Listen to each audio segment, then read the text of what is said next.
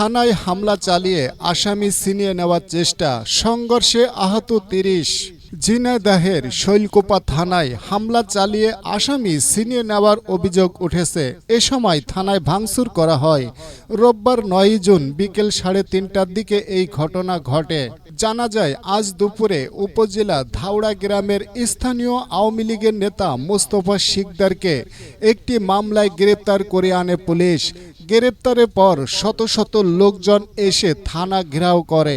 তারা থানায় ইটপাটকেল নিক্ষেপ করা শুরু করে। এ সময় পুলিশ আত্মরক্ষার স্বার্থে রাবার বুলেট ছোড়ে। এতে পুরো থানা চত্বরে রণক্ষেত্র পরিণত হয়।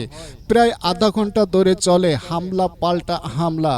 এতে পুলিশ সহ অন্তত ৩০ জন গুরুতর আহত। গুলিবিদ্ধ হয়েছে বেশ কয়েকজন। আহতদের ঝিনাইদহ সদর হাসপাতালে বিভিন্ন ক্লিনিকে ভর্তি করা হয়েছে।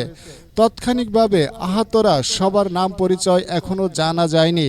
গুরুতর আহত ৩ পুলিশ সদস্য হলেন আব্দুস সালাম, মোহাম্মদ ইকবাল হোসেন ও মোহাম্মদ তরিকুল মিয়া। পরবর্তী আপডেট ও গুরুত্বপূর্ণ সংবাদ পেতে সঙ্গে থাকবেন। আল্লাহ হাফেজ।